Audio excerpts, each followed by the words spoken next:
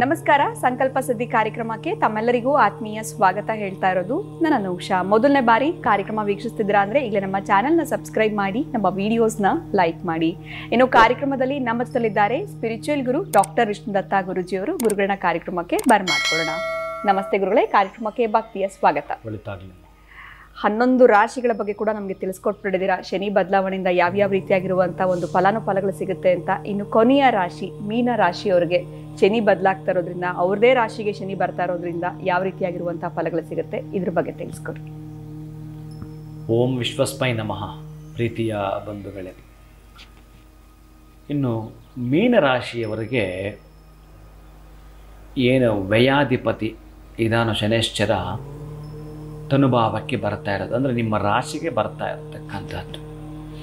ಈಗಾಗಲೇ ಹೋದ ವರ್ಷವೂ ಕೂಡ ನಿಮಗೆ ಗುರುಬಲ ಇರಲಿಲ್ಲ. ನಿಮ್ಮ ರಾಶ್ಯಾಧಿಪ ತೃತೀಯಕ್ಕೆ ಹೋಗಿದ್ದು, ಇದಾದ ನಂತರ ಮತ್ತೆ ಮೇಗೆ ಬದಲಾದರೆ ಅಲ್ಲೂ ಕೂಡ ಮತ್ತು 2026 ಮೇ ತನಕವೂ ಕೂಡ ಆ ಕಡೆ ಗುರುಬಲವೂ ಇಲ್ಲ, ಈ ಕಡೆ ಶನಿ ಬಲವೂ ಇಲ್ಲ, ಎರಡೂ ಇಲ್ಲ. ಬಹುಶಃ ಎಂತ ಮಾಡಬೇಕು, ಇಂತಹ ದುರ್ಗಮ ಸ್ಥಿತಿ ಅಂತ ನೀವು ಭಾವಿಸಿದರೆ ಇಲ್ಲೇ ನಮಗೆ ಛಲ ಬೇಕಾಗಿರತಕ್ಕಂಥದ್ದು, ಇಲ್ಲೇ ನಮಗೆ ಧೈರ್ಯ ಬೇಕಾಗಿರತಕ್ಕಂಥದ್ದು, ಇಲ್ಲೇ ನಮಗೆ ಏನಾದರೂ ಸಾಧಿಸಬೇಕು ಅಂತಕ್ಕಂಥ ಹಂಬಲ ಉಟ್ಕೊಳ್ಬೇಕಾಗಿದ್ದಿಲ್ಲೇ. ಎಲ್ಲ ಇದ್ದಾಗ ಏನೋ ಮಾಡ್ತಾರಲ್ಲ, ಅದು ಅಷ್ಟೊಂದು ಕಿಮ್ಮತ್ತಿಲ್ಲ. ನಮಗೆ ಎಲ್ಲವೂ ಮೈನಸ್ ಆದಾಗ ಮೇಲೆ ಎದ್ದೇಳ್ತೀವಲ್ಲ, ಅದರ ಕಿಮ್ಮತ್ತೇ ಬೇರೆ, ಅದರ ವ್ಯಾಲ್ಯೂನೇ ಬೇರೆ, ಅದರ ಬೆಲೆನೇ ಬೇರೆ. ಯಾರ್ಯಾರೋ ಸಪೋರ್ಟ್ ತೊಗೊಂಡು ಎದ್ದೇಳ್ತೀವಲ್ಲ, ಅದಲ್ಲ. ನಾವೇ ನಮ್ಮ ಸ್ವಂತ ಧೈರ್ಯದಿಂದ ಸ್ವಾಭಿಮಾನದಿಂದ ಮೇಲೆ ಎದ್ದೇಳ್ತೀವಲ್ಲ, ಅದಕ್ಕಿರ್ತಕ್ಕಂತಹ ತುಷ್ಟಿ ಪುಷ್ಟಿ ಅಷ್ಟಿಷ್ಟಲ್ಲ, ಅಷ್ಟೊಂದು ಅಮೋಘವಾಗಿರ್ತಕ್ಕಂತಹದ್ದು, ಆಹ್ಲಾದವನ್ನು ಉಂಟು ಮಾಡ್ತಕ್ಕಂಥದ್ದು. ಒಟ್ಟಾರೆ ನಿಮಗೆ ಜೀವಮಾನ ಪರ್ಯಂತ ಒಂದು ಖುಷಿಯ ಸಂದೇಶವನ್ನು ತರ್ತಕ್ಕಂಥದ್ದು ಯಾವಾಗ ಅಂತಂದರೆ ಶನಿ ನಮ್ಮ ರಾಶಿಗೆ ಬಂದಾಗ. ಯಾಕೆಂತಂದರೆ ದೇಹವೇ ನಮಗೊಂದು ರೀತಿಯಾಗಿ ಜರ್ಜರಿತ, ಮಾನಸಿಕವಾಗಿ ದೈಹಿಕವಾಗಿ ಕೂಡ ಪೇನನ್ನು ಹೊಂದಿಬಿಡ್ತೀವಿ ನಾವು. ರೋಗ ರುಜಿನಗಳು ಕೂಡ ಬರ್ತಕ್ಕಂಥ ಸಾಧ್ಯತೆ ಇರುತ್ತೆ. ಮೆಟ್ಟಿ ನಿಲ್ಲಬೇಕು ಅಲ್ಲೂ ಕೂಡ. ಈ ನಮಗೇನಾದರೂ ಬಹಳ ಸಮಸ್ಯೆಗಳನ್ನು ಉಂಟು ಮಾಡತಕ್ಕಂತಹ ರೋಗ ಅಂತ ಬಂದರೆ ಹನುಮನ ಮಂತ್ರವನ್ನು ಹೇಳಿಬಿಟ್ರೆ, ಹನುಮನ ಮಂತ್ರ ಹೇಳಿಕೊಂಡು ಒಂದು 9 ಪ್ರದಕ್ಷಿಣೆ ಮಾಡಿಬಿಟ್ರೆ ಆ ಕಾಯಿಲೆಯಿಂದ ಹೊರಗೆ ಬರ್ತೀವಂತೆ. ಬಹುಶಃ ಅಂಥ ಕಾಯಿಲೆಗಳು ಬರುವ ಸಾಧ್ಯತೆ ಇರುತ್ತೆ ಶನೈಶ್ಚರ ಆ ರಾಶಿಗೆ ಬಂದಾಗ. ಅಂತಹ ರಾಶಿಗೆ ಬಂದಾಗ 2.5 ವರ್ಷ ಕಾಲ ನೀವು ಗಮನಿಸಬೇಕು. ಇವತ್ತು ನಾಳೆ ನೆನ್ನೆದಲ್ಲ, 2.5 ವರ್ಷದಲ್ಲಿ ನಮಗೆ ಆ ತರಹದ ಯಾವೂ ಕೂಡ ಕಷ್ಟ ಕಾರ್ಪಣ್ಯಗಳು ಬರಬಾರದು. ನಮಗೆ ಯಾವುದೋ ರೀತಿಯಾಗಿರ್ತಕ್ಕಂತಹ ಮಾನಸಿಕವಾಗಿಯೋ ದೈಹಿಕವಾಗಿಯೋ ಕುಗ್ಗತಕ್ಕಂತಹ ಸನ್ನಿವೇಶಗಳು ಸೃಷ್ಟಿಯಾಗಬಾರದು ಅನ್ನಲಿಕ್ಕೆ ಒಂದು ಪ್ರಾರ್ಥನೆ, ಒಂದು ಪ್ರೇಯರ್, ಅದಕ್ಕೆ ಸಂಬಂಧಪಟ್ಟಾಗಿರ್ತಕ್ಕಂಥ ಪರಿಹಾರ ರೆಮಿಡಿಗಳನ್ನು ಮಾಡಿಕೊಳ್ಳುತ್ತಾ ಬರ್ತಿರ್ತೀವಿ. ಹಾಗಾಗಿ 7.5 ನಿಮಗೆ ಇರತಕ್ಕಂತಹದ್ದರಿಂದ ಇನ್ನು 5 ವರ್ಷಗಳ ಕಾಲ 7.5 ಅಂತಕ್ಕಂತಹದ್ದು ಏನು ಇದೆಯೋ ಇದು ನಿಮ್ಮನ್ನು ಒಂದು ರೀತಿಯಾಗಿರ್ತಕ್ಕಂತಹ ಪಡಿಪಾಟಲ್ಲಿ ಮಾಡಿದ್ರೂ, ನೀವು ಎಲ್ಲಿ ನಿಮ್ಮ ಸಂಗಡಿಗರ ಜೊತೆ ಒಂದು ಪಾರ್ಟ್ನರ್ಶಿಪ್ ಬಿಸ್ನೆಸ್ ಮಾಡ್ತಿದ್ದೀರೋ ಅಥವಾ ಜಾಬ್ ಮಾಡ್ತಿದ್ದೀರೋ, ನೀವು ಮಾಡ್ತಾ ಇರತಕ್ಕಂತಹದ್ದು ಉತ್ತಮವಾಗಿರ್ತಕ್ಕಂತಹ ಬಿಸ್ನೆಸ್ಸು ಸ್ವಲ್ಪ ಈಗ ಕಳಪೆ ಸ್ಥಿತಿ ತಲುಪಿರುತ್ತೆ. ಇರ್ತಕ್ಕಂಥ ಆಸ್ತಿ ಪಾಸ್ತಿ ವಾಹನಗಳನ್ನು ಮಾರಾಟ ಮಾಡಿಕೊಳ್ಳೋಂಥ ಸ್ಥಿತಿಯನ್ನು ತಲುಪಿರ್ತೀವಿ. ಇನ್ನೇನೋ 2.5 ವರ್ಷ ಈಗಲೇ ಹೀಗಾದರೆ ಮುಂದಿನ 2.5 ವರ್ಷ ಹೇಗಪ್ಪ ಅಂತ ನೀವು ಪೈನ್ ಮಾಡ್ಕೊಳ್ತಾ ಇರ್ತೀರಿ. ಅದಕ್ಕೆ ಮೀನರಾಶಿಯವರು ಎಚ್ಚೆತ್ತುಕೊಳ್ಳಲೇಬೇಕಾಗಿರ್ತಕ್ಕಂಥದ್ದು, ಯಾವ ರಾಶಿಯವರು ಹೇಗಾದರೂ ಸರಿಯೇ, ಆದರೆ ಮೀನರಾಶಿ ಮತ್ತು ಮೇಷರಾಶಿ 2 ರಾಶಿಗಳಿಗೆ ಬಹಳ ಪೂರ್ಣವಾಗಿ ಅಪ್ಲೈ ಆಗ್ತಕ್ಕಂಥದ್ದು ಈ 7.5 ಈ ಮಾರ್ಚ್ 29 ನಂತರ. ಅದಕ್ಕಾಗಿ ನಾನು ಏನು ಹೇಳ್ತೀನಿ ಅಂತಂದರೆ, ನೀವು ಪ್ರಯತ್ನಶೀಲರಾಗಿ ಪ್ರಗತಿಯನ್ನೇ ಅನುಭವಿಸ್ತಕ್ಕಂತಹದ್ದು, ಒಂದು ಉದ್ಯಮವನ್ನು ಹುಟ್ಟಾಕ್ತಕ್ಕಂತಹ ಧೈರ್ಯ ನಿಮಗೆ ಇರೋದು, ಲೀಡರ್ಶಿಪ್ ಕ್ವಾಲಿಟಿ ನಿಮಗೆ ಇರೋದು, ಆಮೇಲೆ ಬಹಳಷ್ಟು ಐಡಿಯಾಲಜಿ ನಿಮಗೆ ಇರೋದು. ಒಂದು 10 ಜನದ ಮಧ್ಯೆ ನೀವು ಇದ್ದು ಬಿಟ್ಟರೆ ಇಂಥವನು ಅಂತ ನೀವು ಕೈ ಬೆರಳು ತೋರಿಸಿ ಹೇಳ್ಬೋದು ನಿಮ್ಮನ್ನು, ಅಂಥ ವ್ಯಕ್ತಿತ್ವ ನಿಮ್ಮಲ್ಲಿರುತ್ತೆ. ಆದರೆ ಈಗ ಒಂದಷ್ಟು ದಿನಗಳಂತ ಬಂದಾಗ 2.5 ವರ್ಷವೇ ಹಾಗಾದರೆ ಇನ್ನು ಉಳಿದಿರತಕ್ಕಂಥ 60 ವರ್ಷಗಳು ಏನು ಮಾಡಬೇಕು? ಅವೆಲ್ಲವೂ ನಿಮ್ಮವೇ. ಬಹುಶಃ ಇದು ಸ್ಟೂಡೆಂಟು ಸಂಪಾದನೆ ಮಾಡೋಕ್ಕಾಗಲ್ವಲ್ಲ, ಅವನು ಸ್ಟೂಡೆಂಟ್ ಆಗಿಯೇ ವರ್ತನೆ ಮಾಡಬೇಕು. ಅವನೇನಿದ್ರೂ ಎಜುಕೇಷನ್ ಕಡೆ ಗಮನಿಸಬೇಕು. ಅವೊಂದಾಗಿರ್ತಕ್ಕಂತಹ ಕಾನ್ಸಂಟ್ರೇಷನನ್ನು ಪುಸ್ತಕದ ಮೇಲೆ ಮಾಡಿದಾಗಲೇ ಸಕ್ಸಸ್ ಅನ್ನಲಿಕ್ಕೆ ಸಾಧ್ಯ ಆಗೋದು. ನಿಮಗೂ ಹಾಗೆಯೇ ನಿಮ್ಮ ಬದುಕು ಅಂತ ಇನ್ನು ಮುಂದಕ್ಕೆ ಫ್ಯೂಚರಲ್ಲಿ ಬದುಕನ್ನು ಭವ್ಯ ಬದುಕು ಆಗಿಸಬೇಕು ಅಂತಂದರೆ ಈ ದಿನಗಳನ್ನು ನೀವು ಕಾನ್ಸಂಟ್ರೇಟ್ ಮಾಡತಕ್ಕಂತಹದ್ದು, ಸಿದ್ಧಿಸ್ಕೊಳ್ತಕ್ಕಂಥದ್ದು, ಏನಾದರೂ ಒಂದು ಮಾಡ್ಕೊಳ್ತಕ್ಕಂಥದ್ದು. ಮುಂದಿನ ಹಾದಿ ಸುಗಮ ಆಗಬೇಕಾದ್ರೆ ಬಹುಶಃ ಯಾರೋ ಒಬ್ಬಾತ ಸುಮಾರು ಅಂತಂದರೆ ಒಂದು 17 ಕಿಲೋಮೀಟ್ರು 10 ವರ್ಷಗಳಲ್ಲಿ ಆ ಬೆಟ್ಟವನ್ನು ಕೊರೆದು ದಾರಿ ಮಾಡಿದಂತೆ. ಯಾಕೆ ಮಾಡ್ದ ಗೊತ್ತೇನು ಅವ? ಅಂತಹ ದಾರಿ ಯಾಕೆ ಮಾಡ್ದ ಅವ ಅಂತಂದರೆ, ಅವನ ಪತ್ನಿ ಆಕೆ ಗರ್ಭಿಣಿ ಆಗಿದ್ದಾಗ ಆಸ್ಪತ್ರೆ ತಲುಪಬೇಕಾದ್ರೆ ಅಲ್ಲಿ ರಸ್ತೆ ಇಲ್ಲದರಿಂದ ಅವರು ಕಾಡು ಮೇಡು ಹಲಿದು ಹೋಗಬೇಕಾಗಿತ್ತು, ಸುತ್ತಕೊಂಡು ಹೋಗಬೇಕಾಗಿತ್ತು. ಅವನಿಗೆ ಯಾವುದೇ ವಾಹನಗಳ ಸೌಕರ್ಯ ಆಗಲಿಲ್ಲ. ಅದಕ್ಕಾಗಿ ಒಂದು ಚಾಲೆಂಜ್ ತೆಗೆದುಕೊಂಡ, ನನ್ನಷ್ಟೇ ಕಷ್ಟ ಯಾರಿಗೂ ಬರಬಾರ್ದು, ಅದಕ್ಕಾಗಿ ಅಂತೇಳಿ ಆ ಬೆಟ್ಟವನ್ನು 17 ಕಿಲೋಮೀಟ್ರ್ ಬೆಟ್ಟವನ್ನು ಕೊರೆದು ರಸ್ತೆ ಮಾಡ್ತಾನವ.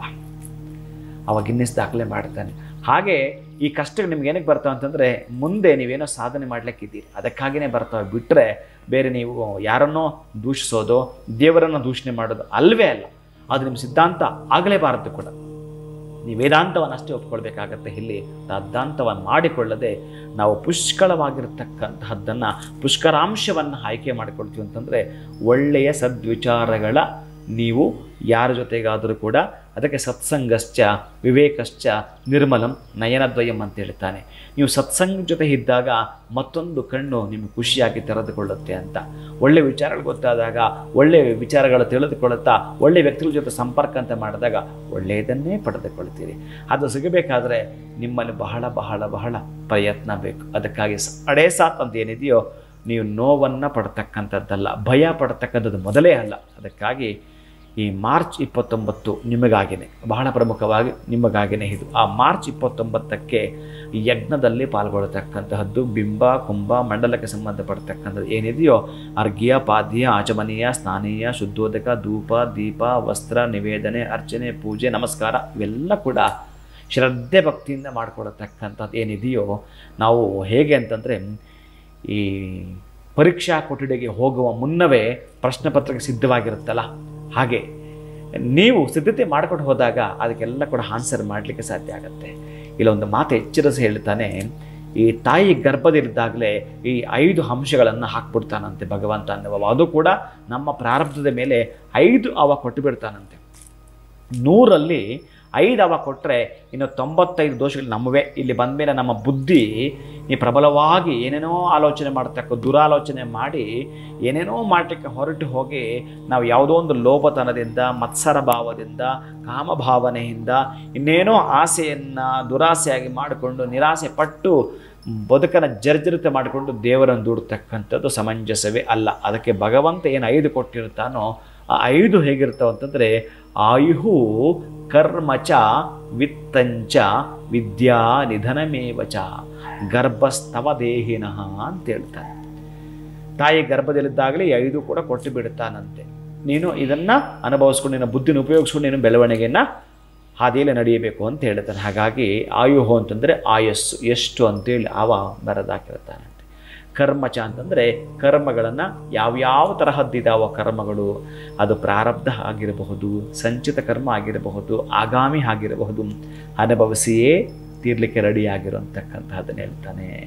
ಆಯುಹು ಆಯಿತು, ಕರ್ಮಚ ಆಯಿತು, ವಿತ್ತಂಚ. ವಿತ್ತ ಅಂತಂದರೆ ನೀನು ಇಲ್ಲಿ ಬಂದ ಮೇಲೆ ಹಣವನ್ನು ಎಷ್ಟು ಸಂಪಾದನೆ ಮಾಡಬೇಕು, ವಿತ್ತ ಅಂದರೆ ಹಣ ಎಷ್ಟು ಸಂಪಾದನೆ ಮಾಡಬೇಕು ಅದನ್ನೂ ಕೂಡ ಬರೆದಾಕಿದ್ದಾನೆ. ಹಾಗಂತೇಳಿ ಅವನು ಬರೆದಿದ್ದಾನೆ ಬಿಡು, ಯಾವಾಗಲೂ ಏನೋ ಕೊಡ್ತಾನೆ ಅಂತ ಸುಮ್ಮನೆ ಕೂತಿರೋದಿಲ್ಲ.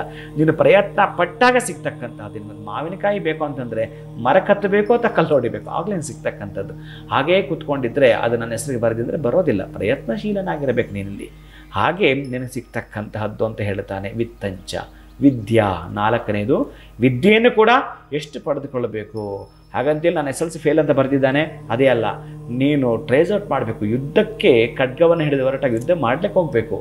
ಹೇಗಿತ್ತು ಕೂಡ ಸೋಲ್ತಿನ ತೀರ್ಮಾನ ತೆಗೆದುಕೊಳ್ಳೋದು ಅಲ್ಲವೇ ಅಲ್ಲ. ಯುದ್ಧ ಅಂತಂದ ಮೇಲೆ ನೀನು ನಿನ್ನ ಚಿತ್ರಮತಿತನವನ್ನು ತೋರಿಸ್ಬೇಕಾಗತ್ತೆ ಅಲ್ಲಿ. ಅದಕ್ಕಾಗಿ ವಿದ್ಯೆ ಎಷ್ಟು ಅಂತ ಅವ ಬರೆದಾಕಿದ್ದಾನೆ. ಕೊನೆಯದು ನಿಧನಮೇವಚ, ಮರಣ ಅನ್ನೋದು ಕೂಡ ಇಂತಹದ್ದಂತೆ ಬರೆದಾಕಿರ್ತಾನವ. ನಾವು ಯಾವುದಾದ್ರೂ ಒಂದು ಪದಾರ್ಥ ತೆಗೆದುಕೊಂಡ್ರೆ ಅದರ ಮ್ಯಾನುಫ್ಯಾಕ್ಚರಿಂಗ್ ಡೇಟ್ ನೋಡ್ತೀವಿ, ಅದರ ಹಿಂಬದಿ ಎಕ್ಸ್ಪೈರಿ ಡೇಟ್ ನೋಡ್ತೀವಿ. ಹಾಗೆಯೇ ನಮ್ಮ ಮುಂದುಗಡೆ ಆತ ಬರ್ತ್ ಹಾಕಿರ್ತಾನೆ, ಹಿಂದುಗಡೆ ಡೆತ್ ಹಾಕಿರ್ತಾನೆ. ನಾವು ಆ ಡೇಟ್ ನಮ್ಗೆ ಗೊತ್ತೇ ಆಗಲ್ಲ, ಅವೆಲ್ಲವೂ ಅವನ ಕೈಲಿರುತ್ತೆ. ಅದಕ್ಕೆ ಅವನು ಯಾವತ್ತೂ ಅಂತ ನಮಗೆ ಡೇಟ್ ಹೇಳಿಬಿಟ್ರೆ ನಾವು ಮೊದಲೇ ಭಯ ಪಡ್ತೀವಿ, ಏನು ಮಾಡೋಕ್ಕೆ ಹೋಗಲ್ಲ. ಹಾಗೆ ನಮ್ಮನ್ನು ಅದನ್ನು ಮರೆಮಾಚಿರುತ್ತಾನೆ. ಈ ಜೀವನ, ಈ ಬದುಕಲ್ಲಿ ಒಂದು ಅದ್ಭುತವಾಗಿರ್ತಕ್ಕಂಥ ಏನೋ ಒಂದನ್ನು ಸಾಧಿಸಿಬಿಟ್ಟು ಭವ್ಯ ಬದುಕನ್ನು ಕಟ್ಕೊಳ್ಬೇಕಾದ್ರೆ, ಸಫಲರಾಗಬೇಕು ಅಂತಂದರೆ ಯಾರ್ಯಾರು ಏನೇನೋ ಮಾಡ್ತಾರೆ, ಎಂತಹದ್ದೋ ಸಾಧನೆ ಮಾಡ್ತಾರೆ. ಈ ಒಂದು ವಿಜಯ ಸಂಕೇಶ್ವರ್ ಅವರು ಮಾಡಿರ್ತಕ್ಕಂಥದ್ದು ಸಾಧನೆ. ಈಗೊಂದು ಶೇರ್ ಮಾರ್ಕೆಟಲ್ಲಿ ರಾಕೇಶ್ ಜುಂಜುನ್ವಾಲಾ 6,000ದಿಂದ 60,000 ಕೋಟಿ ಮಾಡಿರ್ತಕ್ಕಂಥದ್ದು.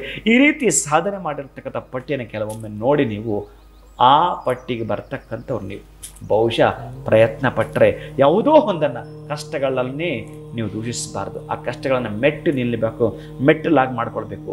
ಯಾವುದೋ ಒಂದು ನೀವು ಒಂದು ಹಂತಕ್ಕೆ ಹೋಗಬೇಕಾದ್ರೆ, ನಿಮ್ಮದೇ ಡೂಪ್ಲೆಕ್ಸ್ ಮನೆಯಲ್ಲಿ ಮೇಲೆ ನಿಮ್ಮ ರೂಮ್ಗೆ ಹೋಗಬೇಕಾದ್ರೆ ಮೆಟ್ಟಲು ಹತ್ತದ ಹೋಗೋಕ್ಕೆ ಚಾನ್ಸೇ ಇಲ್ಲ. ಲಿಫ್ಟ್ ಅನ್ನೋದು ಬಿಡಿ, ಆಮೇಲೆ ಮಾತಾಡೋಣ. ಈ ಪ್ರತಿ ಸ್ಟೆಪ್ ಇದೆಯಲ್ಲ, ಆ ಸ್ಟೆಪ್ಗಳನ್ನು ಹತ್ಕೊಂಡು ಹೋದರೆ ಮಾತ್ರ ನಿಮ್ಮ ರೂಮ್ ತಲುಪಲಿಕ್ಕೆ ಸಾಧ್ಯ ಆಗುತ್ತೆ. ನಿಮ್ಮ ರೂಮಲ್ಲಿ ಇರ್ತಕ್ಕಂಥದ್ದು ಖಜಾನೆಯನ್ನು ಓಪನ್ ಮಾಡಲಿಕ್ಕೆ ಸಾಧ್ಯ ಆಗುತ್ತೆ. ಈ ಮೆಟ್ಟಲುಗಳೇ ಮೈನಸ್, ದುಷ್ಟ ಅಥವಾ ನಷ್ಟ, ಮತ್ತೊಂದು ಇನ್ನೊಂದೆಲ್ಲವೂ ಕಡೋದಕ್ಕಾಗಿ ಈ ಮೆಟ್ಲು ಹತ್ತು ಹೋಗ್ತಾ ಈ 2.5 ವರ್ಷ ನೀವೇನಿರುತ್ತೀರೋ ಅದರಲ್ಲಿ ಅವನನ್ನು ನಾವು ಸಂಪ್ರೀತಿ ಪಡಿಸಿದ್ದೆ ಆದರೆ, ತೃಪ್ತನಾಗ್ಬಿಟ್ರೆ ಮತ್ತಷ್ಟು ಇನ್ನಷ್ಟು ನಿಮ್ಗೆ ಯಾರೋ 7.5 ಅಂತ ಹೇಳಿದ್ರಲ್ಲ, ದುಃಖ ಅಂತ ಹೇಳಿದ್ರಲ್ಲ, ನೋವು ಅಂತ ಹೇಳಿದ್ರಲ್ಲ, ಅದರ ವಿರುದ್ಧವಾಗಿರ್ತಕ್ಕಂತಹ ಫಲಗಳನ್ನು ನಾವು ಕೊಡ್ತಾನೆ ಅಂತ, ಸುಖ ಸೌಖ್ಯವನ್ನು ಕೊಡುತ್ತಾನೆ, ಭೋಗ ಭಾಗ್ಯವನ್ನು ಕೊಡುತ್ತಾನೆ.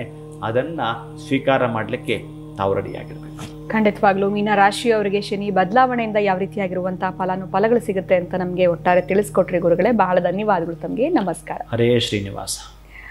ಇದೇ ಮಾರ್ಚ್ 29 ತಾರೀಕು ಶನಿ ಬದಲಾವಣೆಯ ಪ್ರಯುಕ್ತ ಗುರುಜಿಯವರ ಒಂದು ಸಾರಥ್ಯದಲ್ಲಿ ವಿಶೇಷವಾಗಿರುವಂತಹ ಶನೇಶ್ವರ ಹೋಮದ ಕಾರ್ಯಕ್ರಮ ಬಹಳ ಅದ್ದೂರಿಯಾಗಿ ನಡೀತಾ ಇದೆ. ಇದರಲ್ಲಿ ನೀವು ಕೂಡ ನೇರವಾಗಿ ಪಾಲ್ಗೊಳ್ಳೋದಕ್ಕೆ ಅವಕಾಶ ಇರುತ್ತೆ.